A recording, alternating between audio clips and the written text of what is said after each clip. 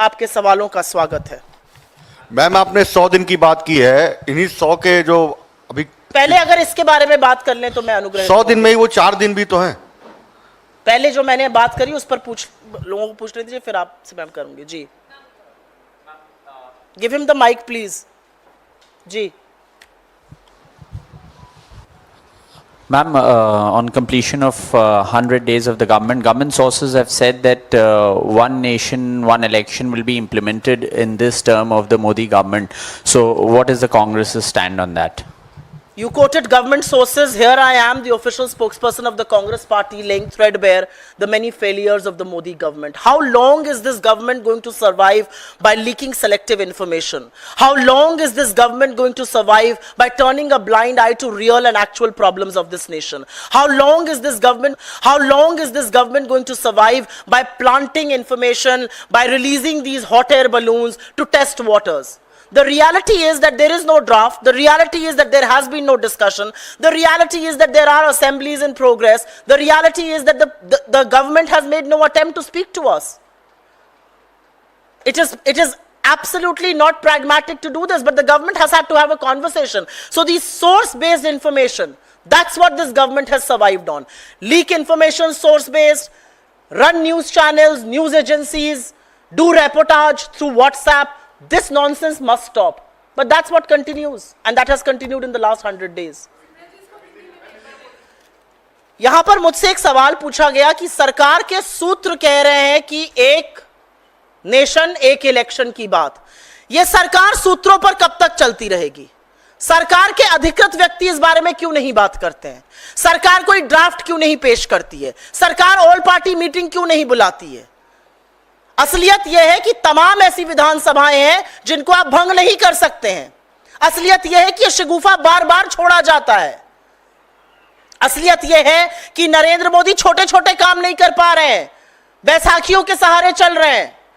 जब आप बैसाखियों पर आश्रित होते तो इस तरह की बातें नहीं करनी चाहिए, लेकिन कब तक ये सूत्रों के माध्यम से, ये व्हाट्सएप फॉरवर्ड के माध्यम से आप सरकारें चलाते रहेंगे? सवाल इस बात का है। जी ma'am, ma'am, you are asking questions regarding the train accidents which have taken place in the last 100 days. But on the other side, it is Prime Minister Narendra Modi who is going to flag off the Vande Metro, and it is now being renamed as Namo Bharat Rapid Rail. So how do you see this, ma'am? I am all for modernization of rail infrastructure. I am all for bullet trains. I am all for metros, whether they are called Vande Bharat or whatever name you may want to give them. I am all for all of that. But who will answer the question that in the last 100 days, there have been 38 rail accidents and 21 people have lost their lives? I do believe the frequency of rail accidents and the death toll has perhaps made the government insensitive. There are 21 people in this country who have been dead because of negligence of Indian Railways. 21 people died because railway tracks have not been modernized. 21 people died because you kept talking about Kavach, but you did zilch with it. That's the reality. The Prime Minister can keep inaugurating one train after the other, but who's going to be answerable for 21 deaths that happened? Who's going to be answerable for the many derailments that happened on a daily basis? ऐसा कोई दिन नहीं बीतता है जिस दिन train derail ना हो।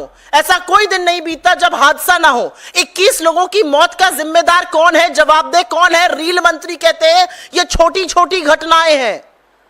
21 मौतें इस देश में छोटी घटनाएं हैं? 38 रेल एक्सीडेंट छोटी घटनाएं हैं? आप रेल बनाने में व्यस्त है तो आप रेल पर ध्यान नहीं दीजिएगा। आप रेल को सुधारिए, आप कवच लाइए, आप पटरियों का re-energize them, rebuild them.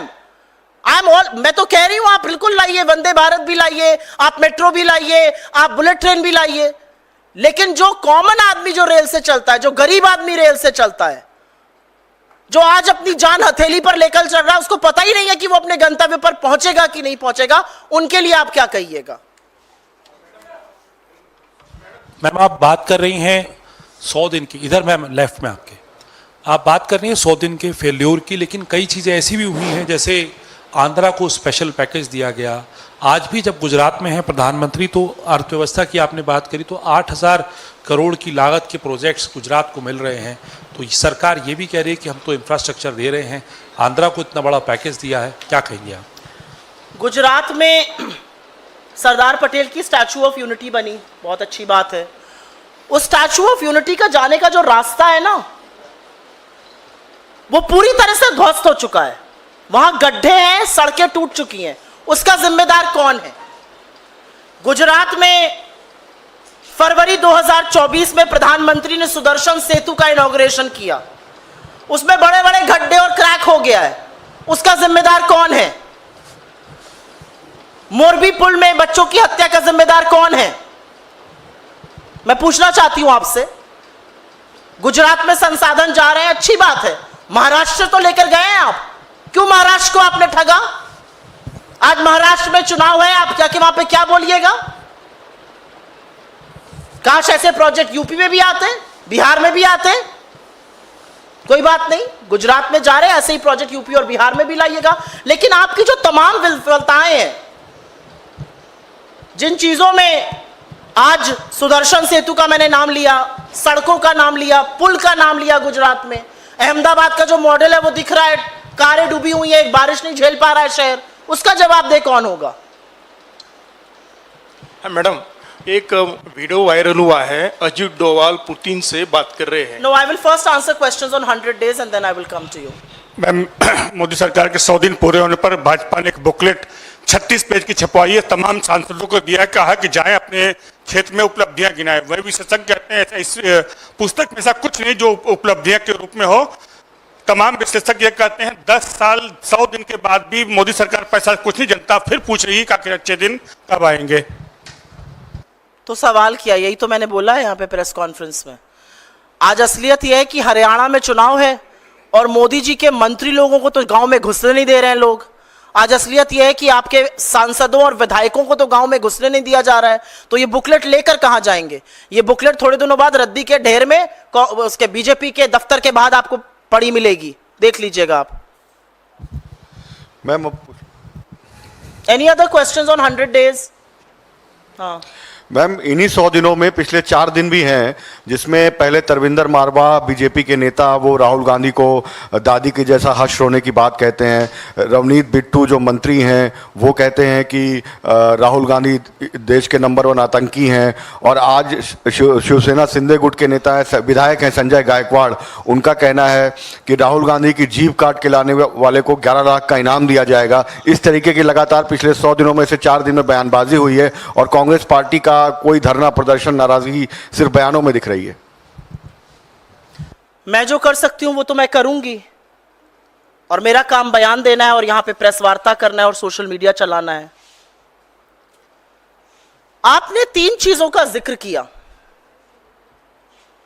इस देश में लोकतांत्रिक व्यवस्था में 5 बार के चुने हुए सांसद इस देश के नेता प्रतिपक्ष के लिए जिन शब्दों का प्रयोग बीजेपी या उनके घटक दल कर रहे हैं, इस हिंसा पर वरद हस्त किसका है? ये सारे नफरती चिंटू इस तरह की बात कैसे कर पा रहे हैं? असल आतंकी ये है, इनकी जगह जेल में है। ये जेल कब जाएंगे? और अगर इनको नरेंद्र मोदी और अमित शाह का संरक्षण नहीं है तो क्या इनकी हैसियत और हिम्मत है कि ये इस तरह की बातें कर ले? आपने एक आदमी का नाम लिया, वो और भौंके तो देश को उसकी असलियत और पता चलेगी। पंजाब ने आपको पैदल कर दिया, अभी भी आप अपना पाठ नहीं पढ़े हैं। जिसकी राजनीति राहुल गांधी के आगे पीछे घूमकर चमकी, जब वो इस तरह की बातें करता है तो शर्म आती है। लेकिन असलियत यह भी है कि जब आप कांग्रेस के सगे नहीं हुए तो बीजेपी में आपके ऊपर भरोसा कौन कर रहा है? तो आप सिर के बल खड़े होकर चिल्लर पार्टी की तरह चिल्लाएंगे, इस तरह के बेतुके बयान देंगे।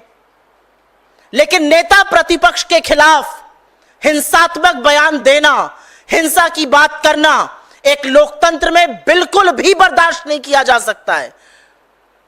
और मैं इस मंच से कहती हूं, अगर नरेंद्र मोदी और अमित शाह इन सब लोगों के खिलाफ एक्शन नहीं लेते हैं तो यह आपके इशारे पर कहा जा रहा है आपका संरक्षण प्राप्त है। इस देश में लोकतंत्र में हिंसा की लेश मात्र जगह नहीं है। अगर आप लगातार इन चीजों को होने दे रहे हैं तो यह आपके इशारे पर चीजें हो रही हैं और कही जा रही हैं। राहुल गांधी को इन चीजों से रत्ती भर फर्क नहीं पड़ता है। राहुल गांधी अपना काम बेखौफ होकर कर रहे हैं। राहुल गांधी वो व्यक्ति है जिसने देश के 4,500 से ज्यादा किलोमीटर पैदल नाप दिए, कन्याकुमारी से कश्मीर। उन्होंने मणिपुर से मुंबई तक इस देश को जोड़े रखने के लिए यात्रा करी, अजनबियों से मिले, लोगों के आंसू पोंछे, लोगों को ढांढस बंधाया। इस देश को लगता है कि वो एक आखिरी उम्मीद है। बेरोजगारों को लगता है, युवाओं को लगता है, किसानों को लगता है, मजदूरों को लगता है, महिलाओं को लगता है। ये कुछ नहीं है। आप जितना राहुल गांधी के खिलाफ जहर उगलिएगा, आप उतनी ज्यादा अपनी फजीहत करवाइएगा लोकतंत्र के चुनावी मैदान में।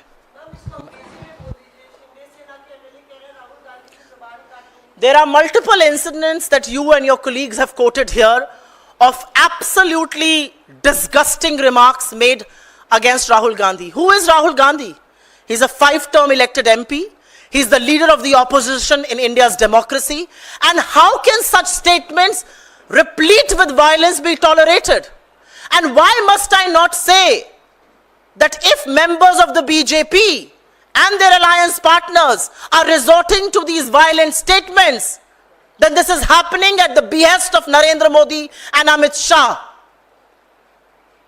This has your complete political patronage. Why must I not say that you are the one asking them to make these statements? Rahul Gandhi cares 2 hoots about these statements. He is going to do all it takes to raise the voice of the people, to empower people, to talk about unemployment, to talk about high prices, to talk about income inequality, to actually expose you on the Adani scam. He is going to do all it takes to keep this country united. Whether it is walking from Kanyakumari to Kashmir or doing the journey from Manipur to Mumbai. He doesn't care, but we do. And we certainly ask Narendra Modi and Amit Shah that how do these rabid elements make statements like these and get away with it? And the reality also is that some of our turncoats who are making these statements, absolutely shameless, because you have got to prove to the BJP that I have been a turncoat. But guess what? If you couldn't be loyal to us, they're not going to trust you there. Ma'am, the vice. किसी और से करके आपके पास आती हूँ। जी बोलिए। नहीं, दूसरा है मेरा, तो आप ये पूछ लो। ओके मैम, तो इसी में एक सवाल जो विक्रांत जी ने भी पूछा, देश भर में कांग्रेस के कार्यकर्ताओं के मन में ये सवाल है कि इस तरीके के बयान आ रहे हैं लेकिन पार्टी के स्तर पर कोई एक्शन नजर नहीं आ रहा। क्या कानूनी कार्रवाई आप लोग शिवसेना के एमएलए ने जो बयान दिया है उस पर या बिट्टू ने जो बयान दिया है उस पर करेंगे? और कांग्रेस चुप क्यों बैठी है, ये एक सवाल है। कांग्रेस चुप बिल्कुल नहीं बैठी है। बिल्कुल हम कानूनी कार्रवाई करेंगे, बिल्कुल इसके खिलाफ केस दर्ज होंगे, बिल्कुल यहां पर दिल्ली में धरना प्रदर्शन हुआ इस बात पर। मेरा अपना मानना है कि राहुल गांधी इन नफरती चिंटुओं की बात से बहुत ऊपर है। राहुल गांधी को रत्ती भर फर्क नहीं पड़ता कि ये नफरती चिंटू बिलबिलाते हुए क्या कह रहे हैं। इन नफरती चिंटुओं को बीजेपी में बढ़ने का यही एक माध्यम पता है, राहुल गांधी के खिलाफ जहर उगलो। लेकिन अब जो बात है वो थोड़ी सी पानी सर के ऊपर चला गया है। अब आप हिंसा की बात कर रहे हैं और मैं क्यों ना कहूं कि ये हिंसा की बातें नरेंद्र मोदी और अमित शाह के इशारों पर उनके संरक्षण में हो रही है और बिल्कुल कानूनी कार्रवाई होगी। जी हाँ मैम, इसमें थोड़ा विस्तार से आप प्रधानमंत्री की रिपोर्ट कार्ड आई है सरकार की तरफ से, मोदी 3.0 100 दिन का। उसमें उन्होंने महिला सशक्तिकरण की भी बात की है, मोदी किसान मित्र की बात की है, ओबीसी और अल्पसंख्यकों की चैंपियन मोदी की बात की है। तो पूरा एक लंबा खाका दिया गया है। तो मैंने भी उतना ही लंबा खाका आपको दिया, आप बाहर चली गई थी, आपने सुना नहीं। बहुत लंबा खाका मैंने भी नहीं, मैंने दिया है। पूरा सुना, फ्लैश भेजा जी। तो क्या आपको लगता है कि जिस तरह से कांग्रेस ने पलटवार किया है महिला सुरक्षा और तमाम मसलों पर, क्या आपको लगता है कि कहीं ना कहीं सरकार जो जमीनी हकीकत है नहीं देख रही है? क्योंकि शुरुआत उसकी इंफ्रास्ट्रक्चर से होती है, किस तरह से एयरपोर्ट, रेलवे, रोड में बहुत काम हुआ है, और क्या ये सियासी ज्यादा बयानबाजी है? मैंने आपके सामने कुछ तथ्य रखे हैं और मैं दावे के साथ इस मंच से कहती हूं, आप तो क्या बीजेपी का कोई आ जाए यहां पर और मेरे एक भी तथ्य को डिस्प्यूट कर दे। 56 बड़े इंफ्रास्ट्रक्चर कोलैप्स हुए हैं 100 दिनों में। चाहे वो इस देश का संसद, और वो आपने अपनी आंखों से देखा है कैसे वो टपक रहा था और कैसे बाल्टी में पानी चू रहा था। चाहे वो श्री राम मंदिर का गर्भगृह हो, चाहे वो शिवाजी की मूर्ति हो जो 8 महीने में ही ध्वस्त हो गई, चाहे वो सुदर्शन सेतु हो, चाहे वो अटल सेतु हो, चाहे वो स्टैच्यू ऑफ लिबर्टी पर जाने वाले रास्ते हो, तमाम ब्रिज हो, तमाम पुलिया हो, तमाम सड़कें हो जो कोलैप्स हो चुकी हैं। इस तरह का इंफ्रास्ट्रक्चर कोलैप्स हमने कभी देखा नहीं है। और यह क्यों हो रहा है? क्योंकि यह सस्ता, घटिया, भ्रष्टाचार से बनाया जा रहा इंफ्रास्ट्रक्चर है। दिल्ली एयरपोर्ट से लेकर जबलपुर और राजकोट की कैनोपी और छतें और हिस्से ऐसे गिर रहे हैं जैसे ताश के पत्तों से बने हुए हों।